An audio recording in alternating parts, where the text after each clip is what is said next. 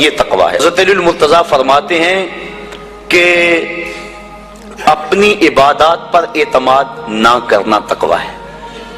اور حضرت عمر فاروق کا عمل ہمارے سامنے موجود ہے کہ عید کے دن رو رہے تھے، چھوٹی عید کے دن۔ اس نے پوچھا آج تو ہر کوئی خوش ہے اور آپ رو رہے ہیں؟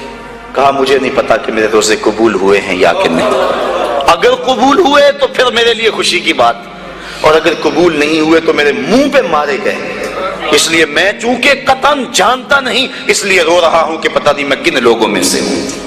حضرت بایزید بسطامی سے کسی بڑھیا نے پوچھا تھا حضرت ایک مسئلہ تو بتاؤ۔ پوچھا کیا؟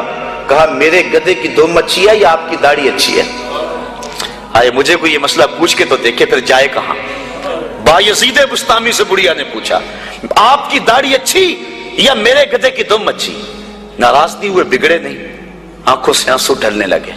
کہا تیرے سوال کا جواب فی الحال میرے پاس نہیں ہے، جب میں مر جاؤں گا تو پھر میرے پاس جواب ہوگا، پھر تو مجھے کیسے مل پائے گی۔ بایزید بسطامی کا انتقال ہو گیا، بڑھیا کے خواب میں آئے۔ کہا حضرت میرا سوال اسی جگہ پہ کھڑا ہے۔ کہا اللہ کا شکر ہے میری داڑھی تیرے گدھے کی دم سے ہزاروں درجے بہتر ہے، چونکہ میرا خاتمہ ایمان پہ ہو گیا۔ تو جب تک یقین نہیں ہو جاتا کہ میں کن لوگوں میں ہوں اتنی دیر تک یہ ظاہر انسان کا اندر بے چین رہتا ہے۔ بڑے سخت معاملے ہیں آخرت کے۔ آج ہمیں نعت خواہ بھی کہہ رہے ہیں کہ مجھے دیکھ کے جہنم کو پسینہ آئے، یہ تو منہ میں طوطی بولتا ہے جو مرضی کہتا پھرے، یہ تو کل قیامت کے دن پتا چلے گا کہ پسینہ کس کو آتا ہے۔ رسول کریم بھی جس جہنم سے پناہ مانگے۔ کبھی جنت کا تمسخر اڑایا جاتا ہے، ہورے تو کیڑی جنت کا کرنا ہے تذکرہ، اسی جنت کا جس کو رسول اللہ ہاتھ اٹھا کے مانگتے رہے، اسی جنت کا تذکرہ کر رہے ہیں جس کے لیے حضور کا اشتیاق تھا، اسی جنت کی آرزو کر رہے ہیں جس کے لیے حضور نے فرمایا جب اللہ سے مانگو تو جنت فردوس مانگو۔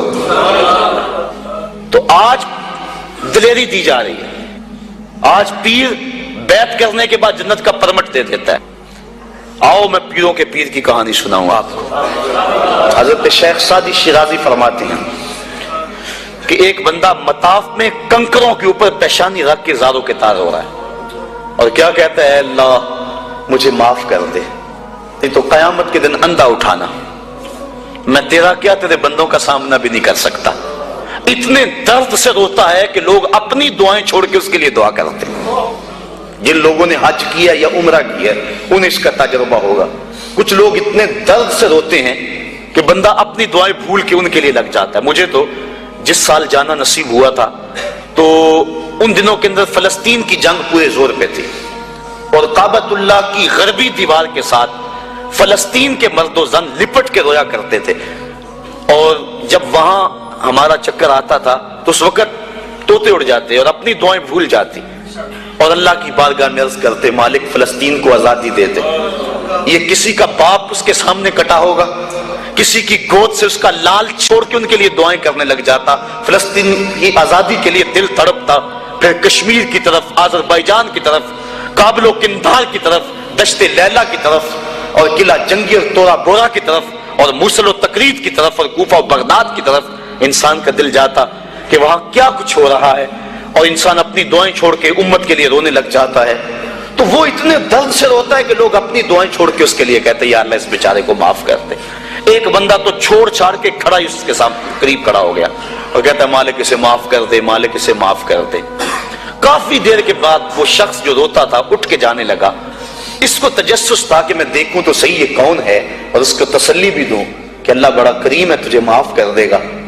جب اس نے جھک کے جھانک کر دیکھنا چاہا تو چیخیں نکل گئیں، کیوں کہ فائزہ ہوا شیخ عبد القادر جیلانی، یہ زاروں کے تار رونے والا وقت کا غوث شیخ عبد القادر جیلانی تھا۔ حضرت سری سختی رضی اللہ تعالیٰ عنہ نے جنید بغدادی کو بلایا۔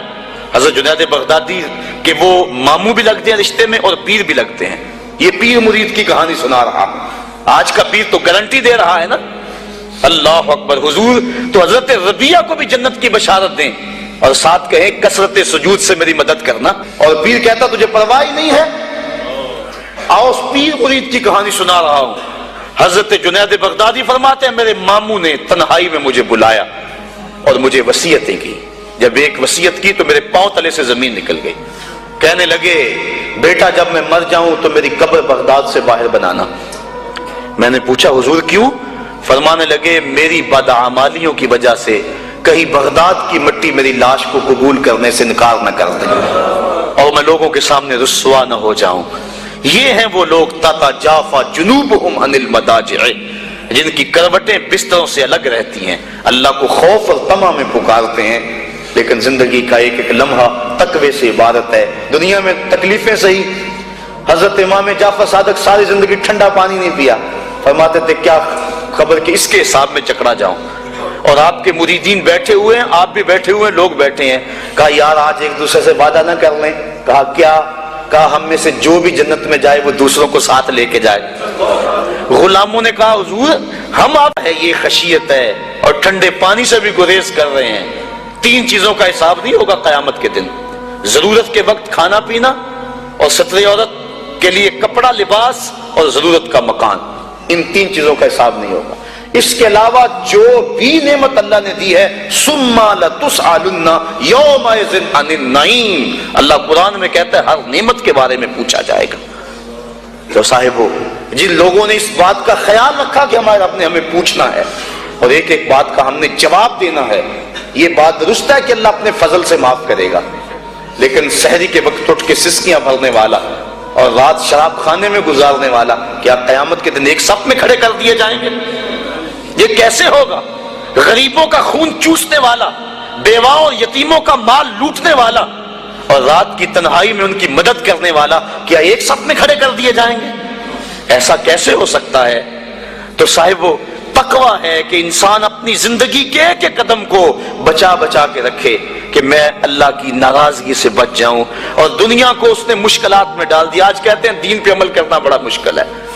جو بندہ دین پہ عمل کرنا چاہتا ہے، اللہ قرآن میں سورۃ الاعلیٰ میں فرماتا ہے مشکل نہیں، ہم اس کے لیے آسان بنا دیتے ہیں۔ چلو لوگوں کے لیے مشکل ہی صحیح، لیکن اس نے مشکل میں یہ زندگی کاٹ لی، اور دنیا ہے بھی، دنیا سجن المومن، مومن کے لیے ہے بھی قید خانہ، لیکن جب قید سے چھوٹا پھر کیا ہوا؟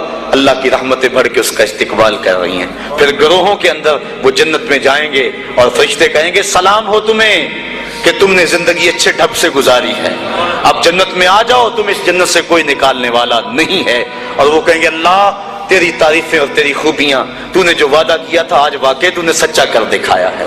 اور پھر جنت میں ان کو گوناگون نعمتیں دی جائیں گی، اور جنت میں مائے معین ہوگا، حوض کوثر ہوگا، سلسبیل ہوگا، کبھی وہ حوروں سے جام پیئیں گے، کبھی وہ غلمانوں سے جام پیئیں گے، لذت تو بڑی ہوگی، لیکن ایک لذت کی کہانی اللہ نے قرآن میں سنائی، ہمیں ایک وقت ایسا بھی پھر آئے گا وَسَقَاهُمْ رَبُّهُمْ شَرَابًا طَهُورًا، ان کا رب انہیں خود شراب طہور پلائے گا کہ تم نے میرے لیے چھوڑا، دنیا کی شراب تو نہیں پی لو، میرے دستے قدرت سے شراب پیا۔ تو وَسَقَاهُمْ رَبُّهُمْ، نہ حوروں کے ہاتھوں سے، نہ غلمانوں کے ہاتھوں سے، نہ کسی اور کے ہاتھوں سے، وَسَقَاهُمْ رَبُّهُمْ۔